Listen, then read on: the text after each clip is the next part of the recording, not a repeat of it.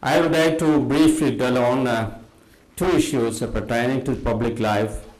Firstly, the corruption in public institutions, and secondly, the means used for conflict resolution in our society.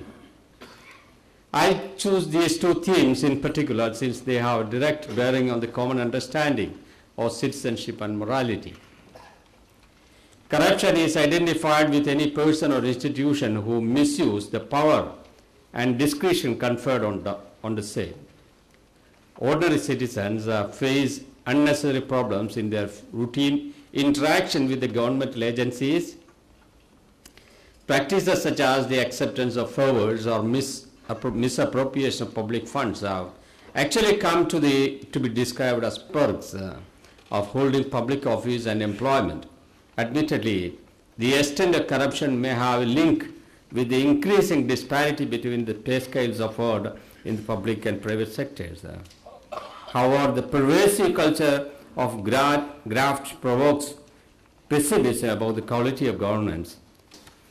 This means that the act of demanding or accepting bribe in lieu of performing routine governmental function is being equated with unjust restraint on personal liberty, such as suppression of civil liberties and arbitrary detention.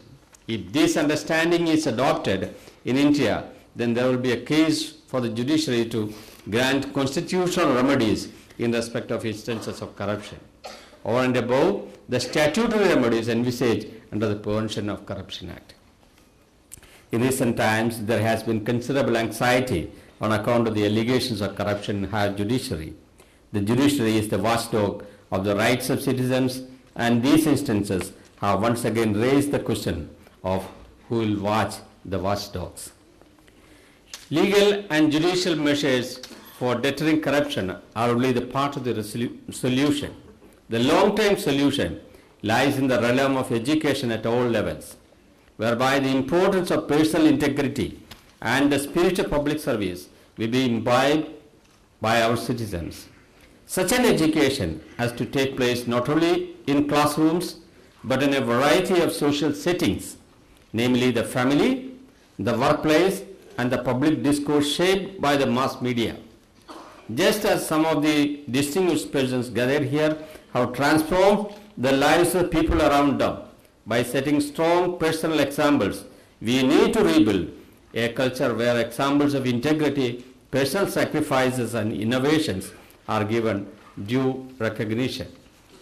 However, it is quite distressing to note that differences based on caste, religion, gender, class, and regionalism continue to be the root cause behind the organized and often institutional violence. Especially in the last few months, one can recount several instances of senseless violence and disruption of routine life in different parts of the country. That is a precondition for ensuring a climate where constitutionally guaranteed rights are respected and promoted. Even if there is a strong polarization of views among certain groups, the methods of persuasion used to be preferred as opposed to methods of confrontation. As US President-elect Barack Obama has repeatedly urged during his campaign, it is when we learn to reason with those who disagree with us that we actually learn more about ourselves.